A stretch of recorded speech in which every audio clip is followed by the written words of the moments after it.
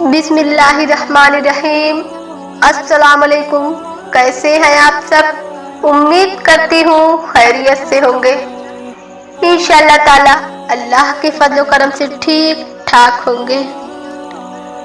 नाज़रीन, मैं इस वीडियो में पिछली वीडियो का बचा हुआ पार्ट लेके आई हूँ। चलिए वीडियो स्टार्ट करते हैं। पिछली वीडियो में आप लोगों ने देखा कि कैसे जुल्म सितम के बाद औलादे रसूल पाक सल्लल्लाहु अलैहि वसल्लम का मजलूम काफिला दमिश्क पहुंचा।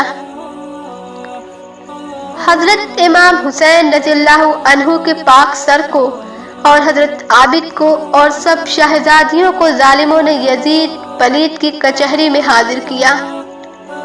तो उसने लोगों को जमा किया और सबके सामने शेखी और बड़ाई बयान करने लगा कि देखो, मैंने अपने दुश्मन को मार डाला।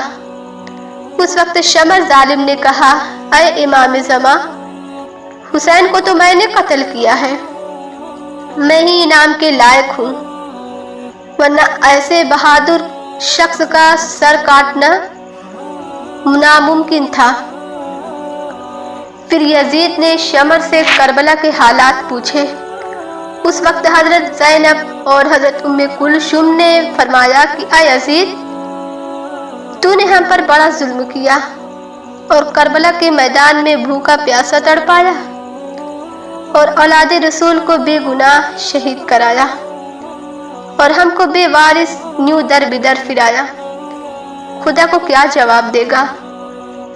ऐ यजीद, तेरा दुनिया और आखिरत में बुरा हो और अपने किए की सजा पाए और तू अपनी जिंदगी से नफा ना उठाए। यजीद को उस वक्त खुदा के कहर का नशा चढ़ा हुआ था। गुस्से में जल गया और उसकी नापाक नजर हजरत आबिद पर पड़ी। हुक्म दिया कि उसको भी कत्ल कर दो और बाद लोगों की सिफारिश से अल्लाह ताला ने बचा लिया। ऐ अल्लाह, तेरी कुदरत, जब तू बचाना चाहता है तो यूं ही बचाता है। शमर के हाथ से करबला में बचाया, कोफे में इब्न ज़ियाद से बचा लिया और दमिश्क में यजीद से बचाया। फिर यजीद ने हजरत ज़ैनुल आबिदीन से कहा कि अगर तुम हमारे बैत कर लेते तो आज ये हालत नहीं होती।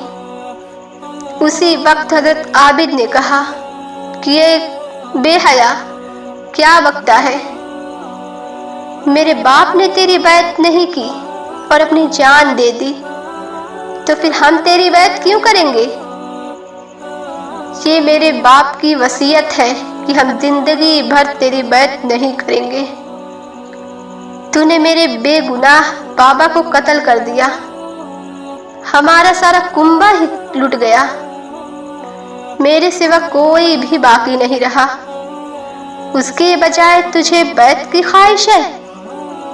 तो याद रख, ये नामुमकिन है जब तक जान है। हम मोहम्मद की आंखों के नूर हैं और इमामत के सिर्फ हम हकदार हैं। तू किस बिना पर वारिस इसका हुआ? ये दावा झूठा है जो तूने किया। ऐ यजीद, याद रख, इस जुल्म का बदला खुदा तुझसे लेगा। इसका फरमान है कि बहुत जल्द उन लोगों को मालूम हो जाएगा जिन्होंने जुल्म कर रखा है कि कैसी जगह लौट कर जाएंगे। यजीद ने रियाया के बिगड़ जाने के डर से बज़ाहिर औलादे रसूल की ताज़ीम करना शुरू कर दी। शहजादियों को एक कोठी रहने को दी और हजरत आबिद को बड़े ही प्यार से रखा और उनसे कहा कि तुम कोई बात चाहते हो तो कहो, उसको पूरा करूंगा। तो आपने फरमाया कि मैं 4 बातें चाहता हूँ। एक ये कि मेरे बाप के कातिलों को मुझे दे कि मैं उनसे बदला लूँ। उसने इनकार कर दिया। दूसरे ये कि मेरे बाप का सर मुझे दे, कहा दे दूंगा। तीसरे ये कि मुझको मदीना पहुंचा दे, कहा बहुत अच्छा। चौथे ये कि कल जुमा का दिन है खुतबा मैं पढ़ूंगा। कहा बेहतर है। बस जब जुमा का वक्त आया, आपने बड़ी दर्द भरी आवाज से खुतबा में अल्लाह और रसूल की तारीफ बयान की और कहा कि ऐ लोगों, मैं सरदार जन्नत हजरत इमाम हुसैन रज़ियल्लाहु अन्हु का बेटा हूँ और खातून जन्नत फातिमा ज़हरा का और अली मुर्तज़ा का पोता हूँ। क्या तुम नहीं जानते कि हजरत मोहम्मद मुस्तफ़ा सल्लल्लाहु अलैहि वसल्लम ने अपनी बेटी फातिमा को अपने जिगर का टुकड़ा फरमाया है और इरशाद फरमाया है कि जिसने मेरी फातिमा को तकलीफ दी उसने मुझे तकलीफ दी। बस इन अल्फाज पर तमाम बेनमाजियों की चीखें निकल गई और मस्जिद में रोने का एक शोर मच गया। उस वक्त यजीद लोगों के फसाद से कांप गया और मुअज्जिन से कहा कि तकबीर का, कि कुछ और बयान करेंगे तो फसाद पैदा हो जाएगा। मुअज्जिन ने तकबीर कही और हजरत आबिद ने नमाज पढ़ाई। फिर नमाज के बाद आपने फरमाया कि ऐ लोगों, कोफियों ने मेरे बाप को बुलाया और फिर शहीद कर डाला। यजीद ने कहा कि खुदा लानत करे कातिलों पर। अगर इब्न ज़ियाद उनको मेरे पास पहुंचा देता तो वो बच जाते, और ये बहुत बड़ा दर्जा का गुनाह है जो हमारे जिम्मे नहीं होता और न सारी जमीन पर बदनाम होते। लिखा है कि यजीद ने इमाम ज़ैनुल आबिदीन से दरियाफ्त किया कि ऐ साहबजादे, किस तरह ये अजीम गुनाह माफ हो सकता है? तुम भी माफ कर दो, कोई इलाज बताओ कि खुदा मुझको माफ कर दे। आपने फरमाया कि हम रहमत आलम सल्लल्लाहु अलैहि वसल्लम की औलाद हैं, माफ कर सकते हैं, लेकिन अल्लाह ताला जालिमों से बदला लेना चाहता है। वो जरूर भी जरूर जालिमों को सजा देगा।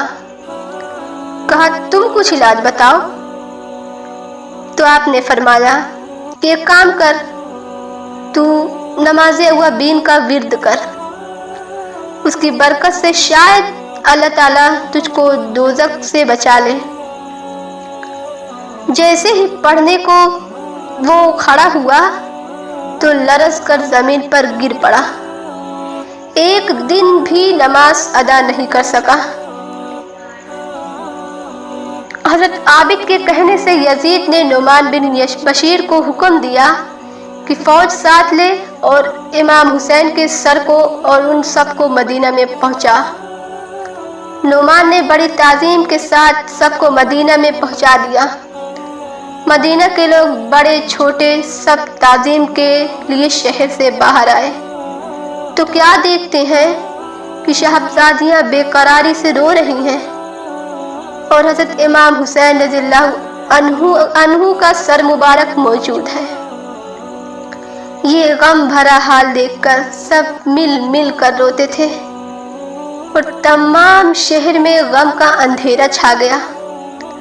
हजरत आबिद और सब शहजादियां रसूल पाक सल्लल्लाहु अलैहि वसल्लम के रोज़े अक़दस पर रोते हुए गए और अर्ज किया कि या रसूल अल्लाह, जरा देखिए हमारा हाल, दुश्मनों के हाथ से हम कैसे जुल्फ़गार हो गए। जो मुसीबत हम पे गुजरी है उसका बयान हम कैसे करें। दुश्मनों ने हमारा सारा कुंबा कत्ल कर दिया। दुश्मनों ने आपकी आल पर बेशुमार जुल्म किए। वो नबूवत का वक़ार समझ ही नहीं पाए। दुश्मनों के जुल्म अगर आप अपनी आंखों से देखते तो बेकरारी से आपकी आंखें अश्कबार हो जाती। कौन बाकी है जिसे हम अपना हाल सुनाएं? पास आपके आए हैं हम, ऐ रसूल अल्लाह। फिर शहीद करबला हजरत इमाम हुसैन रज़ियल्लाहु अन्हु के पाक सर को कब्रिस्तान जन्नतुल बकी में हजरत फातिमा रज़ियल्लाहु अन्हा की कब्र अनवर اور آپ کے بھائی حضرت امام حسن رضی اللہ عنہ کی قبر شریف کے نزدیک دفن کیا گیا۔ یہ ظاہر شہادت جو تھی باکمال، مفصل بیاں ہو چکا اس کا حال۔ اب جاننا چاہتے ہیں آپ لوگ کہ یزید اور امام حسین رضی اللہ عنہ کے بیچ رشتہ داری آخر کیا تھی؟ لکھا ہے کہ عبد مناف کے گھر میں 2 لڑکے جڑواں پیدا ہوئے اور دونوں کے ماتھے جڑے ہوئے تھے۔ ایک کا نام ہاشم اور ایک کا نام امیہ رکھا۔ زندگی سے ہاتھ اٹھا کر تلوار سے ماتھے جدا کیے گئے۔ خدا کی قدرت سے دونوں بھائی زندہ رہے۔ ایک عرب نکتے نجومی نے سن کر کہا کہ اچھا نہ کیا جو تلوار سے سر کاٹ کر ماتھے جدا کیے۔ اب ہمیشہ ان میں اور ان کی اولاد میں تلوار چلا کرے گی۔ بس ایسا ہی ہوا کہ ہاشم میں اور امیہ میں خوب تلوار چلی اور ہاشم نے امیہ کو مکہ سے نکال دیا۔ پھر ہاشم کے گھروں میں عبد المطلب اور امیہ کے ہاں حرب پیدا ہوئے۔ ان دونوں میں بھی تلوار چلی۔ پھر عبد المطلب کے ہاں ابو طالب اور حرب کے ہاں ابو سفیان پیدا ہوئے۔ ان میں بھی تلوار چلی۔ پھر ابو طالب کے ہاں حضرت علی اور ابو سفیان کے ہاں حضرت معاویہ پیدا ہوئے۔ ان میں خوب تلوار چلی۔ پھر حضرت علی کے ہاں حضرت امام حسین رضی اللہ عنہ اور حضرت معاویہ کے ہاں یزید پیدا ہوا۔ اس نے جو ظلم کیے اور تلوار چلائی یہ تو سبھی جانتے ہیں۔ میں اپنے ٹاپک کو اس شعر کے ساتھ ختم کرتی ہوں کہ نہ ظالم رہا اور نہ سرور ہے، نہ ظالم رہا اور نہ سرور ہے، بس ایک فسانے بے کسی رہ گیا۔ تو ناظرین، امید کرتی ہوں آپ کو ویڈیو پسند آئی ہو۔ اگر ویڈیو پسند آئی ہو تو میرے چینل کو سبسکرائب ضرور کیجیے، ویڈیو کو لائک کیجیے اور کمنٹ سیکشن میں ضرور بتائیے گا کہ آپ کو ویڈیو کیسی لگی۔ انشاءاللہ پھر ملیں گے کسی نیکسٹ ویڈیو کے ساتھ۔ تب تک کے لیے اللہ حافظ۔ دعا میں یاد رکھیے، اپنا خیال رکھیے۔